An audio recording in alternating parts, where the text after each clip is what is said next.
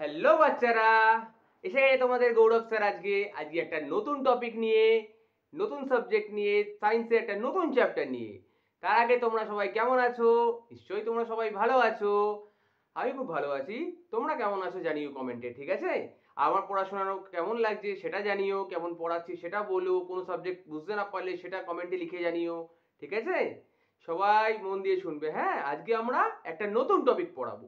CBSE বোর্ডের সায়েন্সের একটা চ্যাপ্টার যার নাম হচ্ছে ম্যাটার। ম্যাটার পড়াবো আজকে, ওকে? ম্যাটারটা কি?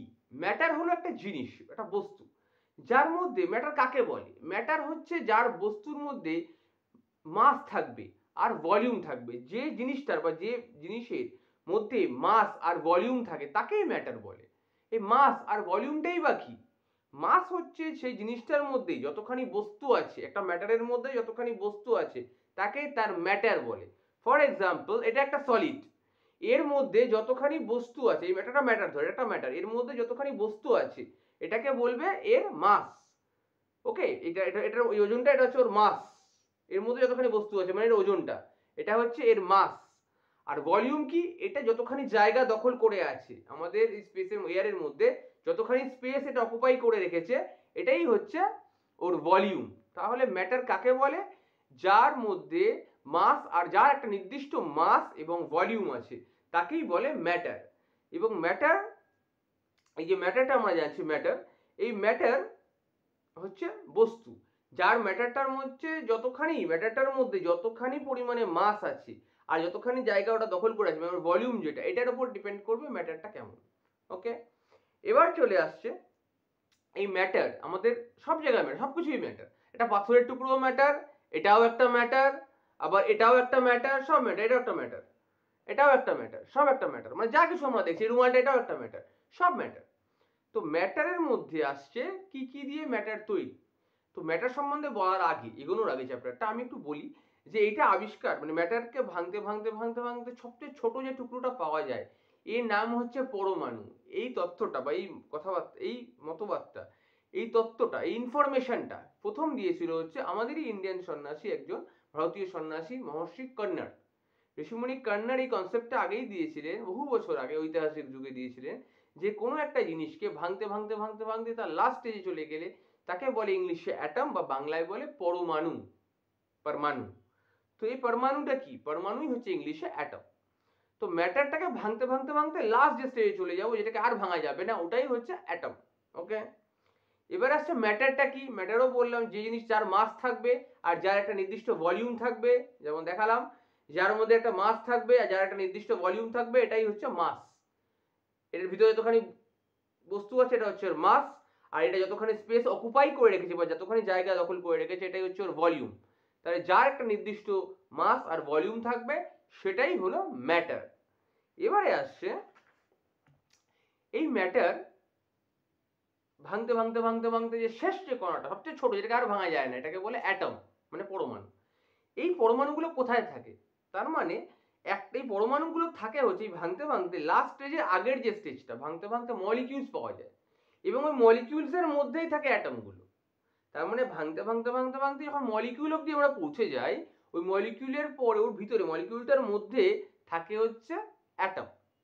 ওকে, মলিকিউলসটা কি? মলিকিউলস হচ্ছে ভাঙতে ভাঙতে ওই অ্যাটমের, তার মানে আগের স্টেজ, ওটাই হচ্ছে মলিকিউলস। কেন?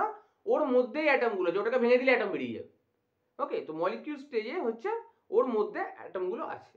ওকে, এবারে আসছে এই মলিকিউলস এক একটা, কোনো কোনো সাবস্টেন্স বা কোনো কোনো সাবস্টেন্সের মধ্যে একই ধরনের মলিকিউলস দিয়ে তৈরি হয়। কোনো কোনো সাবস্টেন্স একের বেশি মলিকিউলস, এক ধরনের বেশি, মানে বিভিন্ন ধরনের মলিকিউলস দিয়ে তৈরি হয়। এরকম দু রকমের হয়। আগে প্রথমেরটা বলি। প্রথম হচ্ছে যার মধ্যে একই ধরনের অ্যাটমস দিয়ে তৈরি, মানে একই ধরনের মলিকিউলস দিয়ে তৈরি, যে অ্যাটমগুলি একই ধরনের মলিকিউলস দিয়ে তৈরি, যে সাবস্টেন্সটা একই ধরনের সাবস্টেন্স, মানে একই ধরনের মলিকিউলস দিয়ে তৈরি যে সাবস্টেন্সটা, এটাকেই বলে হচ্ছে নর্মাল সাবস্টেন্স বা পিওর সাবস্টেন্স। কেন? এর মলিকিউলসটা একই ধরনের, এর যে মলিকিউলসটা আছে এর মলিকিউলসটা একই ধরনের, ওই জন্য যে সাবস্টেন্সটার মলিকিউলসটা একই ধরনের তাকে বলে পিওর সাবস্টেন্স। আর কিছু কিছু সাবস্টেন্সের এরকম আছে মলিকিউলসের মধ্যে বিভিন্ন সাবস্টেন্সের মধ্যে মলিকিউলস গুলো এক ধরনের নয়, বিভিন্ন ধরনের মলিকিউলস মিক্স হয়ে আছে। ফর এক্সাম্পল, একটা পেন্সিল বক্সের মধ্যে শুধুমাত্র নটরাজেরই পেন্সিল আছে, একটা পেন্সিল বক্স, আর একটা পেন্সিল বক্সের মধ্যে নটরাজ আছে, ক্যামেল আছে, আরো অন্যান্য পেন আছে, সব মিক্স হয়ে আছে।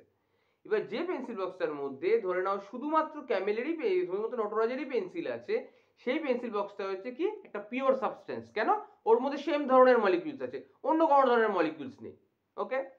আর একটা পেন্সিল বক্স যার মধ্যে ক্যামেলেরও পেন্সিল আছে, নটরাজেরও পেন্সিল আছে, পেনও আছে, সবকিছু মিক্স হয়ে আছে, এটাকে বলে কম্পাউন্ড, কারণ এর মধ্যে অনেকগুলো ধরনের মলিকিউলস মিক্স হয়ে আছে। এক্সাম্পল দিই, এক্সাম্পল হচ্ছে ধর গোল্ড, সিলভার, এর মধ্যে শুধুমাত্র গোল্ডের মলিকিউলসই পাওয়া যায়, সিলভারের মধ্যে শুধুমাত্র সিলভারের মলিকিউলসই পাওয়া যায়, তাহলে এগুলো হচ্ছে পিওর সাবস্টেন্স। বা আয়রনের মধ্যে শুধুমাত্র আয়রনের মলিকিউলসই পাওয়া যায়, তাহলে এগুলো পিওর সাবস্টেন্স। কম্পাউন্ড কোনগুলো? যেমন জল, ওয়াটার। আরো পিওর সাবস্টেন্সের এক্সাম্পল হচ্ছে সল্ট, নুনের মধ্যে শুধুমাত্র নুনের পার্টিকেলসই পাওয়া যায়, মানে নুনের মলিকিউলসই পাওয়া যায়, সল্ট। কিন্তু কম্পাউন্ডের মধ্যে একের বেশি মলিকিউলস পাওয়া যায়। ফর এক্সাম্পল কি? ফর এক্সাম্পল, একের বেশি মলিকিউলস পাওয়া যায়, এক ধরনের বেশি মলিকিউলস পাওয়া যায়, যেমন জল, ওয়াটারের মধ্যে হাইড্রোজেনের মলিকিউলসও পাওয়া যায়, আবার অক্সিজেনের মলিকিউলস পাওয়া যায়, দু রকমের মলিকিউলস পাওয়া যাচ্ছে। ওয়াটারের ফর্ম হচ্ছে H2O লেখা হয়, তো কেমিক্যাল রিঅ্যাকশনটার নাম। তো ওয়াটারের মধ্যে হাইড্রোজেনের মলিকিউলসও আছে, আবার অক্সিজেনের মলিকিউলসও আছে, তাহলে এটা একটা কম্পাউন্ড। ওকে, বাংলায় বলে যৌগ।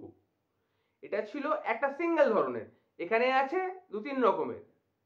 যেমন এক্সাম্পল, যে পেন্সিল বক্সটার মধ্যে নটরাজের পেন্সিলও আছে, তোমার ক্যামেলের পেন্সিলও আছে, আবার পেনও আছে, এর মধ্যে বিভিন্ন ধরনের মলিকিউলস মিক্স হয়ে আছে, তো এটা একটা কম্পাউন্ড। সেম অ্যাজ মহর্ষি কন্নড় যখন এটা এই মতবাদটা দেন, আরেকটা জিনিসের কথা বলেন, এটা হচ্ছে এলিমেন্ট। এলিমেন্টও একই জিনিস, এলিমেন্টের মধ্যে একই ধরনের অ্যাটম আছে, ওটা ছিল একই ধরনের মলিকিউলস পিওর সাবস্টেন্সের মধ্যে, এটা হচ্ছে এলিমেন্ট, এলিমেন্টের মধ্যে একই ধরনের অ্যাটম আছে। একটা একটা একটা সাবস্টেন্স যার মধ্যে, একটা সাবস্টেন্স যার মধ্যে আছে হচ্ছে only one kind of atom, মানে ওর মধ্যে যে মলিকিউলস গুলো আছে, সাবস্টেন্সটার মধ্যে যে মলিকিউলস গুলো আছে, ওই মলিকিউলসের মধ্যে একই ধরনের অ্যাটম আছে, তাকে বলে এলিমেন্ট। ওকে, কি বললাম আবার বলছি, একটা এলিমেন্ট যার মধ্যে, বা এলিমেন্ট না, একটা সাবস্টেন্স, প্রথম সাবস্টেন্স, একটা সাবস্টেন্স যার মধ্যে যে মলিকিউলস গুলো আছে, এর মধ্যে একই ধরনের সেম কাইন্ড অফ অ্যাটম আছে, তাকে বলা হচ্ছে এলিমেন্ট। যেমন ওই বলে আয়রন, আয়রনের মধ্যে একই ধরনের মলিকিউলস, এবং মলিকিউলসের মধ্যে একই ধরনের অ্যাটম আছে, তাহলে আয়রন, সিলভার, গোল্ড এগুলো।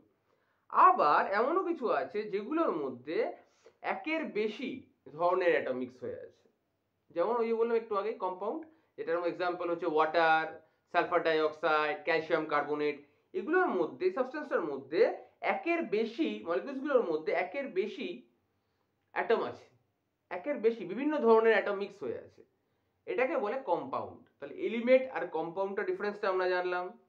এবারে চলে আসবো আমরা কতগুলো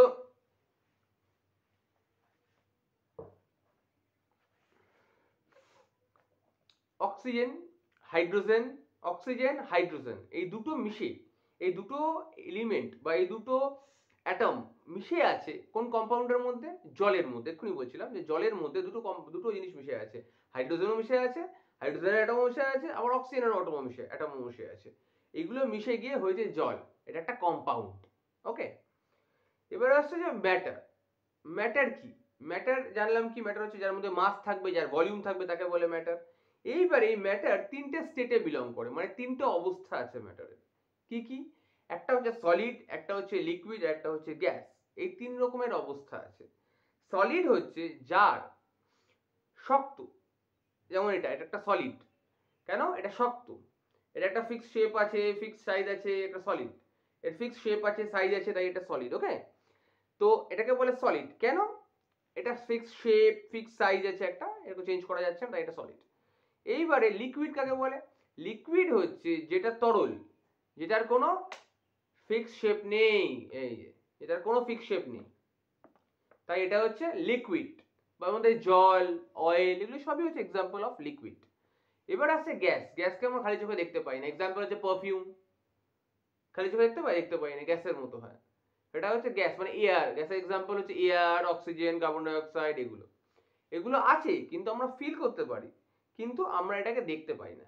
ওকে, তা 3 রকম বললাম স্টেট।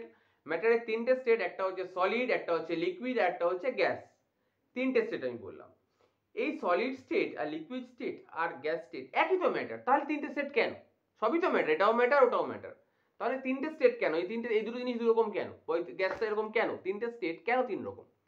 তার কারণ হচ্ছে 3টে স্টেট 3 রকম হওয়ার কারণটা হচ্ছে এদের ভিতরে যে মলিকিউলস গুলো আছে, আমি বলেছিলাম যে এক একটা এলিমেন্টের মধ্যে আছে মলিকিউলস। এই মলিকিউলস গুলো বিভিন্ন রকম ভাবে আছে, বিভিন্ন রকম ভাবে আছে বলে এই স্টেট গুলো আলাদা আলাদা। সলিডের একরকম ভাবে আছে, লিকুইডের একরকম ভাবে আছে, গ্যাসের একরকম ভাবে আছে। সলিডের মলিকিউলস গুলো সব টাইটলি প্যাকড আছে, এরকম টাইটলি ভাবে প্যাকড আছে। লিকুইডের গুলো একটু ফাঁকা ফাঁকা আছে, একটু ফাঁকা ফাঁকা, গ্যাপে গ্যাপে গ্যাপে গ্যাপে আছে। আর গ্যাসের পুরোপুরি দূরে দূরে, অনেক দূরে দূরে দূরে দূরে আছে। এই জন্য এইগুলোর শেপ আলাদা, সলিডটা সলিডের মতো দেখতে, লিকুইডটা লিকুইডের মতো দেখতে, আর গ্যাসটা দেখাই যায় না। কেন? এই রিজনটা হচ্ছে এটাই যে ওর যে ভিতরে যে মলিকিউলস গুলো আছে ওর মধ্যে যে গ্যাপটা আছে, যে গ্যাপটা, ওটা একটা হচ্ছে পুরো টাইটলি প্যাকড, পুরো শক্ত, একদম টাইটলি প্যাকড, পুরো টাইটলি প্যাকড, এটা হচ্ছে সলিড। মানে ইন্টারমলিকুলার যে গ্যাপ, ফোর্স অফ অ্যাট্রাকশনটা, এবার একটা নতুন জিনিসে বোঝাচ্ছি আমি তোমাদের, সেটা হচ্ছে ইন্টারমলিকুলার ফোর্স অফ অ্যাট্রাকশন আর ইন্টারমলিকুলার স্পেস। এটা না বুঝলে বুঝতে পারবে না যে কেন ওটা সলিড, কেন ওটা লিকুইড, কেন ওটা গ্যাস।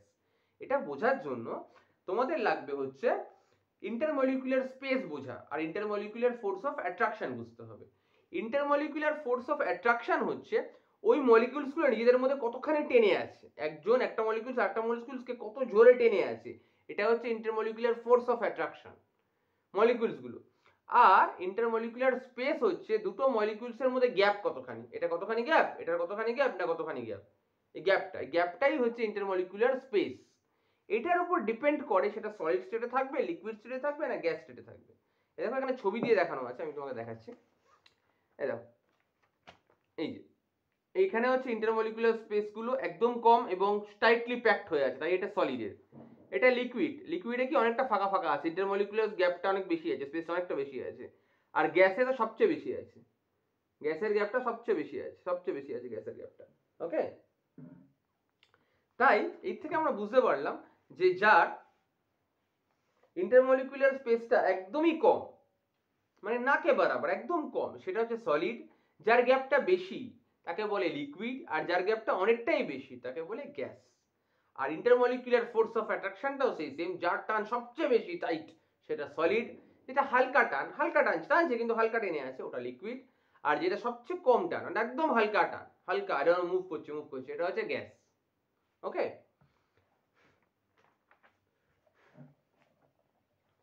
এবারে আসছে এই যে 3টে স্টেট বললাম, সলিড, লিকুইড আর গ্যাস, এই যে সলিড, লিকুইড আর গ্যাস, এই 3টে স্টেট বললাম। এই 3টে স্টেটের কেন, এই 3টে স্টেট কিভাবে চেঞ্জ করা যায়? একই তো ম্যাটার, ম্যাটার তো সবকটা, এটাও ম্যাটার, এটাও ম্যাটার, এটাও ম্যাটার, সবকটাই ম্যাটার। তো এই 3টে স্টেট আমি চেঞ্জ করব কি করে? এই 3টে স্টেট চেঞ্জ করা পসিবল, মানে একটা এই ম্যাটারেরই 3টে যে স্টেট আছে, এই 3টে স্টেটকে চেঞ্জ করা পসিবল। কিভাবে? এই 3টে স্টেট চেঞ্জ করা এইভাবে পসিবল, যদি একটা সলিড স্টেটের অবজেক্টকে নিয়ে, ধরো ফর এক্সাম্পল আইসটাকে নিয়ে বার করলাম ফ্রিজ থেকে, বার করে এটা বাটির মধ্যে রেখে দিলাম। কিছুক্ষণ রাখার পরে দেখবে ওটা লিকুইড হয়ে, মানে গলে জল হয়ে গেল, ওয়াটার হয়ে গেল, কিছুক্ষণের মধ্যে রুম টেম্পারেচারে ওটা গলে জল হয়ে গেল।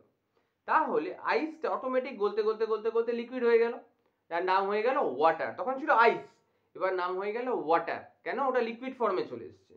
আবার ওই বাটিটাকে নিয়ে যখন আমরা গ্যাস ওভেনে বসিয়ে গরম করছি, গ্যাস ওভেনে অনেকক্ষণ গরম করার পর প্রথম ওটা ফুটবে, তারপর ওটা অদৃশ্য হয়ে যাবে, মানে ভ্যানিশ হয়ে যাবে। কি হয়ে যাবে? ইভাপোরেট হয়ে যাবে, বা ভ্যাপোরাইজেশন, মানে বাষ্পীভবন হবে বা বাষ্পীভূত হয়ে যাবে, মানে পুরোপুরি জলীয় বাষ্প হয়ে উড়ে চলে যাবে। তখন বাড়িটা পুরো খালি বাটি পড়ে থাকবে, খালি বাটি, আর দেখতে পাবো না, কেন? গ্যাসকে দেখা যায় না, পুরোপুরি ইভাপোরেট হয়ে উড়ে যাবে।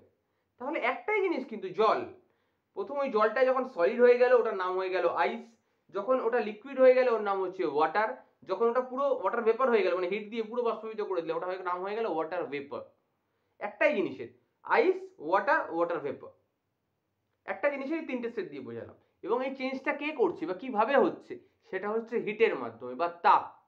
ওকে তাপ দিচ্ছি, যখন এই আইসটা ফ্রিজ থেকে বার করলাম, ও তাপ লাগলো, রুম টেম্পারেচারে তাপ লাগলো, ওটা গলতে গলতে গলতে গলতে জল হয়ে গেল, রুম টেম্পারেচারে জল হয়ে গেল। আবার যেই গ্যাসে ওকে আগুন দিয়ে আরো গরম করছি আরো গরম করছি আরো গরম করছি, ওটা পুরো উড়ে গেল, গ্যাস হয়ে পুরো ব্যাপার হয়ে উড়ে গেল, হাওয়ায় উড়ে গেল, পুরো ওয়াটার ভেপার হয়ে গেল, গ্যাসেস ফর্মে চলে গেল। কেন? ওকে আরো হিট দিয়েছিলাম বলে। তাহলে হিটের সাহায্যে আমরা এটা বুঝতে পারলাম যে হিট দিয়ে একটা সলিড ম্যাটারে একটা সলিড স্টেটকে লিকুইড আনা যায়, আবার লিকুইড থেকে গ্যাস আনা যায়। এটা আমরা জানতে পারলাম। দারুণ মজার জিনিস। দেখো যে একই জিনিস, একটাই ম্যাটারের একটাই জিনিস, কিন্তু তার তিনটা ফর্মে আনলাম। মোমটাকে গলে লিকুইড করে দিলাম, মোমো সেম কেস, কিন্তু মোমটা কিন্তু ভ্যাপোরাইজেশন হয় না। যাই হোক, তো ওয়াটারটা প্রথম আইস ছিল, আইস থেকে ওয়াটারে এলো, ওয়াটার থেকে কি হলো, ওটা বাষ্পীভবন হয়ে গেল, মানে ওয়াটার ভেপার হয়ে গেল। তিনটে স্টেট চেঞ্জ হলো কিসের জন্য? হিটিং এর মাধ্যমে। হিট দিলাম তাকে, শুধু কি এক্সট্রা করলাম, তাপ দিলাম, তাপ দিয়ে এই তিনটে পরিবর্তন হয়ে গেল। ওকে, এবারে আসবো আমরা এই যে পরিবর্তন, এই যে বললাম চেঞ্জ, এই চেঞ্জটাকে কি বলে? এই চেঞ্জগুলোকে না আলাদা আলাদা নামে ডাকা হয়। যখন চেঞ্জ দু রকমের হয়, ফার্স্ট জানতে হবে এই ম্যাটারের চেঞ্জ দু রকমের হয়। দু রকম কি? দু রকম হচ্ছে, ফার্স্ট হচ্ছে ফিজিক্যাল চেঞ্জ, সেকেন্ড হচ্ছে কেমিক্যাল চেঞ্জ। ফিজিক্যাল চেঞ্জ কোনটা? ফিজিক্যাল চেঞ্জ মানে হচ্ছে, একটা এক্সাম্পল দিই যারা ভালো বুঝতে পারো। ফিজিক্যাল চেঞ্জটা কি? ফিজিক্যাল চেঞ্জ হচ্ছে, ধরো তুমি এই আইসটা, বরফটাকে গলে জল হয়ে গেল, আবার ওই জলটাকে আমি যদি ফ্রিজে ঢুকিয়ে দিই আবার ওটা বরফ হয়ে যাবে, তাহলে এটা ফিজিক্যাল চেঞ্জ। মানে এই চেঞ্জটা হলো, আবার আমি চাইলে রিভার্সেবল করতে পারি, উল্টোও করতে পারি। বরফটা গলে জল হয়ে গেল, আবার ওই জলটাকে আমি ভরে ফ্রিজে রেখে দিলাম, ফ্রিজে আবার ওই বরফ হয়ে গেল, তাহলে এই চেঞ্জটা রিভার্সেবল চেঞ্জ। ধরো এটা, ধরো ইমাজিন করো এটা একটা বরফ, ধরো না ইমাজিন করো এটা একটা বরফ, বরফটাকে বার করলাম, গলে জল হয়ে গেল, আবার ফ্রিজে ভরে দিলাম, আবার ওটা বরফই হয়ে গেল। এটা হচ্ছে ফিজিক্যাল চেঞ্জ, মানে খালি ফিজিক্যালি চেঞ্জ হলো, জল থেকে, বরফ থেকে জল হলো, জল থেকে আবার ফ্রিজে ঢুকিয়ে দিলাম আর বরফ হয়ে গেল। Physical change, it's called physical change. Okay, কিন্তু আরো কিছু চেঞ্জ হয়, যেটা হচ্ছে কেমিক্যাল, এক ধরনের চেঞ্জ হয়, যেটা হচ্ছে কেমিক্যাল চেঞ্জ। এখানে যে পরিবর্তনটা হবে ওটা কিন্তু ব্যাক হবে না, মানে আবার ফিরে আসবে না, রিভার্সেবল নয়, মানে রিভার্সেবল ইরিভার্সেবল, মানে একটা পরিবর্তন হলে আবার ফিরে আসবে, রিভার্সেবল, কিন্তু আর একটা পরিবর্তন হলে আর ফিরে আসবে না, ইরিভার্সেবল। এক্সাম্পল দিয়ে আরো বুঝতে পারবে ভালো করে। জলের আইসের এক্সাম্পলটা দিলাম, যেটা রিভার্সেবল চেঞ্জ, মানে ওটা ফিজিক্যাল চেঞ্জ, একবার এলো মানে বরফ থেকে জল হলো, আবার জল থেকে বরফ হয়ে গেল, তাহলে এটা রিভার্সেবল চেঞ্জ, এটাকে বলে ফিজিক্যাল চেঞ্জ। কিন্তু কেমিক্যাল চেঞ্জ হচ্ছে ইরিভার্সেবল, মানে এটা ফেরত আর আসবে না। যেমন তুমি যদি কাগজ পুড়িয়ে দাও, গ্যাস লাইটার দিয়ে কাগজটাকে পুড়িয়ে দিলে, বা আগুনে কাগজটা পুড়িয়ে দিলে, ফর এক্সাম্পল কোনো একটা পেপার নিলে, পেপারটাকে আগুনে পুড়িয়ে দিল, ছাই হয়ে গেল, অ্যাশ, তখন কোনো মতেই কোনোভাবেই ওই ছাই থেকে ওই পেপারটা আর জীবনে কোনোদিন আসবে না, কোনোদিন আসা সম্ভব না, কারণ ওটা কেমিক্যাল চেঞ্জ হয়ে গেছে, আর ওটা ওই পজিশনে আর আসতে পারবে না, কোনোদিন আসতে পারবে না। এটাকেই বলে কেমিক্যাল চেঞ্জ। ওকে, কেমিক্যাল চেঞ্জ হচ্ছে সেই চেঞ্জ, মানে কাগজটাকে যখন আমি পুড়িয়ে দিলাম, বা কাঠকে যখন আমি পুড়িয়ে দিলাম, একবার পুড়িয়ে দিলে কাঠটা পুড়ে ছাই হয়ে গেলে সেটা কিন্তু আর কোনো মোটেই রিভার্সেবল হবে না, মানে আবার কাঠ হতে পারবে না, বা কাগজটা আবার কাগজ, মানে পুড়িয়ে দিলাম ছাই হয়ে গেল, ছাই থেকে আবার কাগজ হতে পারবে না, কাঠটা পুড়িয়ে ছাই হয়ে গেল, ছাই থেকে আবার কাঠটা কোনো মতেই আবার কাঠ উড হতে পারবে না। এটাকেই বলে ইররিভার্সেবল চেঞ্জ, মানে যেটা আবার পরিবর্তন হতে পারবে না, একবার চেঞ্জ হয়ে গেলে গেল, ওটা অন্যটা স্টেটে চলে গেল, আর ওখান থেকে আমি ওই পূর্ণ স্টেটে আর ফিরে আসতে পারবো না। এটাকেই বলে কেমিক্যাল চেঞ্জ। ওকে, কেমিক্যাল চেঞ্জ। আর ফিজিক্যাল চেঞ্জ কোনটা? যেটা একবার চেঞ্জ হলে আবার পুনরায় ওই স্টেটে চলে আসবে। যেমন ওই বললাম বরফটাকে গলে জল করলাম, জলটাকে আবার ফ্রিজে ভরে দিলাম, আবার বরফ হয়ে গেল। এইগুলো হচ্ছে ফিজিক্যাল চেঞ্জ, এটা হচ্ছে কেমিক্যাল চেঞ্জ। এইভাবে দুটো চেঞ্জ হচ্ছে। ওকে, এটা কিসের চেঞ্জ বললাম? ম্যাটারেরই কিন্তু চেঞ্জ, ম্যাটারের অবস্থা যে স্টেট, ওটাকে চেঞ্জ দিয়ে এক্সাম্পল দিলাম তোমাদের। ওকে, এবারে আমরা পুরো চ্যাপ্টারটাকে আরেকবার বুঝিয়ে দেবো। ওকে, আমার চ্যানেলটা যদি ভালো লেগে থাকে, গৌরব স্যারের পড়া শুনতে যদি তোমাদের সবার ভালো লাগে, মজা লাগে, তাহলে নিশ্চয়ই আমার চ্যানেলটাকে সাবস্ক্রাইব করবে। ওকে, সাবস্ক্রাইব করবে, ভালো লাগলে লাইক করবে, শেয়ার করবে বন্ধুদের সাথে, আরো ফ্রেন্ডসদের সাথে, কমেন্টে জানাবে যে অন্য সায়েন্সের কোন টপিক বোঝালে তোমাদের ভালো হয়, সেই টপিকটাও আমি তোমাদের ভিডিও বানাবো। ওকে, আর যদি এই টপিকের উপরেই কোনো কিছু না বুঝতে পারো আমাকে বলবে, আমি সলিউশন ভিডিও বানাবো তোমাদের জন্য। ঠিক আছে, এবার আমরা চলে যাবো এই চ্যাপ্টারটারই একবার রিক্যাপ দেবো। ওকে, তো ম্যাটার হচ্ছে একটা বস্তু। ম্যাটার কি? ম্যাটার হচ্ছে ম্যাটার কাকে বলে? ম্যাটার হচ্ছে এমন একটা জিনিস যার মধ্যে মাস থাকবে এবং যে একটা ভলিউম থাকবে। মাস কি? ওই জিনিসটার মধ্যে যতখানি ওয়েট, এর মধ্যে এর ওয়েটটাই হচ্ছে এর মাস। ধরো এই জিনিসটা দেখতে পাচ্ছ, এর ওয়েট যতখানি, মানে এর মধ্যে যতখানি বস্তু আছে, এটাই হচ্ছে ওর মাস। আর ভলিউম কি বলেছিলাম? ভলিউম হচ্ছে এই কতখানি জায়গা দখল করে আছে, এটাই হচ্ছে ওর ভলিউম। ওকে, তাহলে এটা হচ্ছে মাস, এটা এর ওয়েটটা হচ্ছে এর মাস, আর ভলিউম কোনটা? এর যে যতখানি জায়গাটা দখল করে আছে এটাই হচ্ছে ওর ভলিউম। তাহলে কোনো জিনিসের যখন একটা বস্তুর মধ্যে, কোনো একটা জিনিসের মধ্যে যে বস্তু পরিমাণ, কোনো বস্তুর মানে মাস আছে আর ভলিউম আছে, তাকেই বলা হবে ম্যাটার। ওকে, এবং এই ম্যাটারটা তিনটে, এই ম্যাটারটাকে ভাঙা যায়। ভাঙতে ভাঙতে যে সবচেয়ে ছোট টুকরোটা আমরা পাই, একদম ছোট টুকরো যার থেকে আর ভাঙা যায় না, তাকেই বলে হচ্ছে অ্যাটম বা পরমাণু। আর কি জানলাম, এই পরমাণুগুলো কিসের মধ্যে থাকে? মলিকিউলস এর মধ্যে থাকে। তাহলে এটা জানলাম ম্যাটার কাকে বলে জানলাম। এবারে এলাম ম্যাটার থেকে আস্তে আস্তে ভাঙতে ভাঙতে ভাঙতে সবচেয়ে ছোট যে পার্টটা পেলাম তার নাম হচ্ছে পরমাণু বা অ্যাটম। এটাকে আর ভাঙা যায় না, ওটা লাস্ট স্টেট। এবার এই অ্যাটমগুলো কিসের মধ্যে আছে? এই অ্যাটমগুলো আছে মলিকিউলস এর মধ্যে ভরা আছে। একটা মলিকিউলস এর মধ্যে অনেকগুলো অ্যাটম থাকতে পারে বা একটাও অ্যাটম থাকতে পারে মলিকিউলস এর মধ্যে। এবার চলে আসছে এই মলিকিউলস গুলো কি? এই মলিকিউলস গুলো হচ্ছে এই একটা ধরো একটা জিনিসের মধ্যে, কোনো একটা ধরো কোনো একটা সাবস্টেন্সের মধ্যে যদি একই ধরনের মলিকিউলস দিয়ে তৈরি হয়, সেটা এক ধরনের মলিকিউলস, মানে এক ধরনের সাবস্টেন্স। আবার এমনও সাবস্টেন্স আছে যার মধ্যে অনেক ধরনের মলিকিউলস মিক্স হয়ে আছে, এরকমও আছে, দুরকম আছে।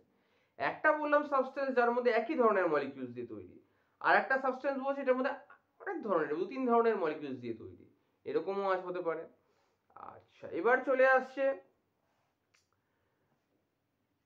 অ্যাটম।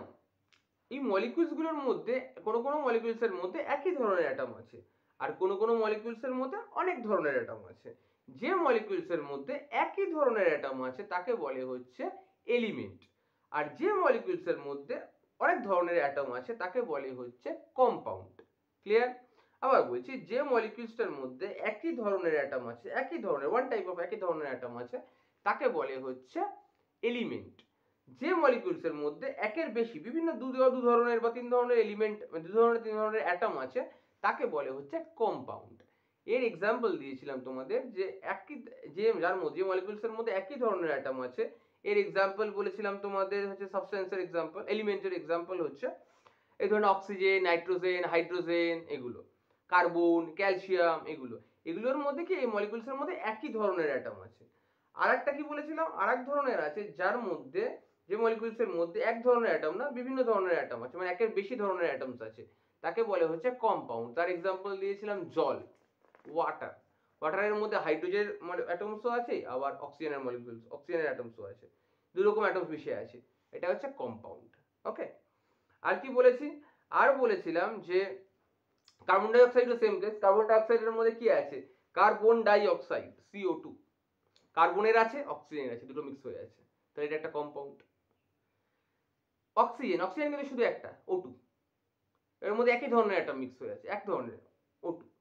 কিন্তু কার্বনের মধ্যে কি, কার্বন ডাই অক্সাইডের মধ্যে কি হচ্ছে, কার্বন, শুধু কার্বনের কিন্তু একটাই, কার্বনের মধ্যে শুধু কার্বন আছে, তাই ওটাও কিন্তু একটা একই ধরনের অ্যাটম আছে। কিন্তু যেই কার্বন ডাই অক্সাইড মানে গ্যাস, ওর মধ্যে কিন্তু কার্বনেরও অ্যাটম আছে, অক্সিজেনেরও অ্যাটম আছে, মিক্স হয়ে গেল, তাহলে ওটা হয়ে গেল একটা কম্পাউন্ড। জল, ওয়াটার একটা কম্পাউন্ড, কেন? ওর মধ্যে হাইড্রোজেনেরও অ্যাটম আছে, অক্সিজেনেরও অ্যাটম আছে, তাই ওটা একটা কম্পাউন্ড। কিন্তু বললাম গোল্ডে কিন্তু এক ধরনেরই খালি আছে, সিলভারে কিন্তু এক ধরনেরই অ্যাটম আছে, এরকম। তাহলে একটা এলিমেন্ট জানলাম, কম্পাউন্ড জানলাম। এলিমেন্টের মধ্যে একই ধরনের অ্যাটম থাকে, কম্পাউন্ডের মধ্যে এক ধরনের অ্যাটম থাকে না, দু ধরনের বা তিন ধরনেরও অ্যাটম থাকতে পারে, একে বলে কম্পাউন্ড বা যৌগ। এটা হচ্ছে মৌল, এলিমেন্ট বা মৌল। ওকে, এবারে আসছে থ্রি স্টেটস অফ ম্যাটার। ম্যাটারের যে তিনটে স্টেট, একটা সলিড স্টেট, একটা লিকুইড স্টেট, একটা গ্যাস স্টেট। এটা কেন এরকম হয় সেটাও তোমাদের বললাম, যে এর যে মলিকিউলস গুলো থাকে, গ্যাপগুলো, ইন্টারমলিকুলার স্পেস বেশি থাকে এটার মধ্যে, একদম বেশি থাকে ওটা হচ্ছে গ্যাস, যেটার মধ্যে একটু কম গ্যাপ থাকে ওটা হচ্ছে লিকুইড, যেটার মধ্যে একদম টাইটলি গ্যাপ থাকে, টাইটলি প্যাক থাকে, ওটা হচ্ছে সলিড। এটা কেন হয় টাইটলি প্যাক বা লুজলি প্যাক বা একদমই ঢিলা কেন হয়, তার জন্য বলেছিল ইন্টারমলিকুলার ফোর্স অফ অ্যাট্রাকশনের জন্য হয়। যে ইন্টারমলিকুলার ফোর্স অফ অ্যাট্রাকশন সবচেয়ে বেশি, সে টাইটলি প্যাক থাকবে, যেমন সলিড, যেমন এইটা। এর ইন্টারমলিকুলার স্পেসটি সবচেয়ে কম এবং টাইটলি প্যাকড হয়ে আছে, ওই জন্য। কেন? Force of intermolecular force of অ্যাট্রাকশনটা সবচেয়ে বেশি, ওই জন্য এটা টাইটলি প্যাকড, এটা একটা সলিড শেপ, সলিড। আবার চলে এলাম লিকুইডে। এর কি আছে? এর ইন্টারমলিকুলার স্পেসটা এই সলিডের তুলনায় বেশি, লিকুইডের তুলনায়, সলিডের তুলনায় এর ইন্টারমলিকুলার যে স্পেসটা আছে একটু গ্যাপে গ্যাপে আছে, এবং ইন্টারমলিকুলার ফোর্স অফ অ্যাট্রাকশন তাই জন্য একটু কম, যেহেতু গ্যাপ আছে ওই জন্য ইন্টারমলিকুলার ফোর্স অফ অ্যাট্রাকশন কম, তাই জন্য এটার মধ্যে কি আছে? লিকুইড ফর্মে আছে। আর একটা হচ্ছে গ্যাস, মানে এর ইন্টারমলিকুলার ফোর্স অফ অ্যাট্রাকশন একদমই কম, এই জন্য গ্যাপটা অনেক বেশি গ্যাপ আছে, ওই জন্য গ্যাসেস ফর্মে থাকে ওটা, যেমন পারফিউম। এবারে এই যে তিনটে বললাম, তিনটে reason, solid state, liquid state, gas state, এই জন্য এরকম আমাদের জিনিসগুলো যে চোখের সামনে যে জিনিসগুলো দেখি, ওই তিন ধরনের দেখি। একটা দেখি ধরো সলিড জিনিসগুলোকে সলিড দেখি, লিকুইডগুলোকে লিকুইড দেখতে পাই, আর গ্যাসগুলোকে দেখতেই পাই না, খালি ফিল করতে পারি। রিজনটা এই জন্য, এই কারণের জন্য তিনটে জিনিস তিন রকম, কিন্তু তিনটেই কিন্তু ম্যাটার, মানে তিনটেরই জিনিসগুলো আছে, তার তিনটের মধ্যেই মাস আছে, তিনটেরই ভলিউম আছে। এটা অবাক কাণ্ড, কিন্তু তিনটে স্টেট, ম্যাটারের তিনটে স্টেট, সলিড, লিকুইড, গ্যাস। এইবারে আসবে সলিডটা, সলিডের, লিকুইড আর গ্যাসের এরকম মলিকিউলসগুলো, যে মলিকিউলসগুলো আছে এইগুলো কিরকম শেপে দেখতে হয়, এরকম টাইপের হয়। এই মলিকিউলসগুলো সলিডের একদম টাইটলি প্যাক থাকে, গ্যাসের একটু ঢিলে থাকে, আর লিকুইডের একদম একটু ঢিলে থাকে, আর গ্যাসের তো একদম দূরে থাকে। এই যে যেটা বললাম মুখে, ওটাই ছবি দিয়ে দেখা যাচ্ছে। এবারে আমরা জানবো যে এই যে সলিডের লিকুইড, সলিড, লিকুইড আর গ্যাস, এই যে তিনটে স্টেট আছে, এই তিনটে স্টেট কি করে চেঞ্জ করা সম্ভব, এই তিনটে স্টেটকে কিভাবে চেঞ্জ করা সম্ভব। চেঞ্জ করা সম্ভব এইভাবে, যদি সলিডকে হিট দেওয়া হয় তাহলে ওটা লিকুইড ফর্মে চলে আসবে, আর লিকুইডকে আরো হিট দিলে ওটা গ্যাস ফর্মে চলে যাবে। সহজ এক্সাম্পল দিয়ে তোমাদের আগে বলবো, তারপরে আসবো একটু ডিফিকাল্ট এক্সাম্পলে। সহজ এক্সাম্পল হচ্ছে আইস। আইসটাকে ফ্রিজ থেকে বার করে যেই আমি সামনে রেখে দিলাম বাটির মধ্যে, কিছুক্ষণ রুম টেম্পারেচারে ওটা লিকুইড হয়ে গেল, মানে ওয়াটার হয়ে গেল, জল হয়ে গেল। ওটা ছিল সলিড স্টেট, ওর নাম ছিল আইস। যেই লিকুইড হয়ে গেল ওর নাম হয়ে গেল ওয়াটার, জল। এবার জলটাকে যখন গ্যাস ওভেনে গরম করছি, ওটা পুরো ভেপার হয়ে গেল, ওয়াটার ভেপার হয়ে গেল, পুরো গ্যাস হয়ে উড়ে চলে গেল, তাহলে ওটা হয়ে গেল কি, গ্যাস।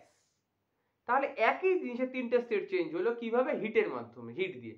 এবং এটা একদম সর্বজন সম্মত যে তিনটে একই জিনিসের, একটা ম্যাটারের তিনটে স্টেট আছে, হিট দিয়ে কি করছে, সলিড থেকে লিকুইডে আনলাম, লিকুইড থেকে গ্যাস দিয়ে দিলাম, গ্যাস পুরো গ্যাসিয়াস করে দিলাম, মানে ওয়াটার ভেপার নাম হয়ে গেল। তখন যখন জলটা পুরো বাষ্প হয়ে গেল, উড়ে গেল পুরো, ওর নাম হয়ে গেল ওয়াটার ভেপার।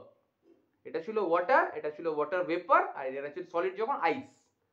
এই এবারে আসবো, এই যে পরিবর্তন বা চেঞ্জ, এই চেঞ্জটা আবার দু রকমের হয়, একটা ফিজিক্যাল চেঞ্জ আর একটা কেমিক্যাল চেঞ্জ। ফিজিক্যাল চেঞ্জ কাকে বলে, ফিজিক্যাল চেঞ্জ হচ্ছে যে চেঞ্জটা ফিজিক্যালি হচ্ছে এবং যেটা রিভার্সেবল, তাকেই বলে ফিজিক্যাল চেঞ্জ। তো ফিজিক্যাল চেঞ্জের এক্সাম্পল হচ্ছে ওই আইসেরটাই।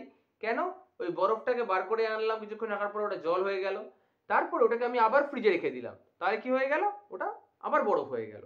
তাহলে এটা রিভার্সেবল চেঞ্জ, মানে এখান থেকে এখানে এলো, আবার এখান থেকে ওখানে চলে গেল, তাহলে রিভার্সেবল চেঞ্জ, এই চেঞ্জটা আবার ওই ফর্মে ফিরে গেল, আগের ফর্মে ফিরে যেতে পারে, তাকেই বলে রিভার্সেবল চেঞ্জ বা ফিজিক্যাল চেঞ্জ।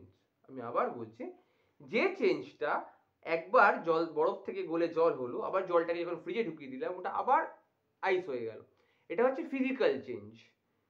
রিভার্সেবল মানে একবার এই ফর্মে এলে আবার ওখানে ব্যাক করতে পারবে। কিন্তু আরেক ধরনের চেঞ্জ হয় যেটাকে বললে ইররিভার্সেবল চেঞ্জ।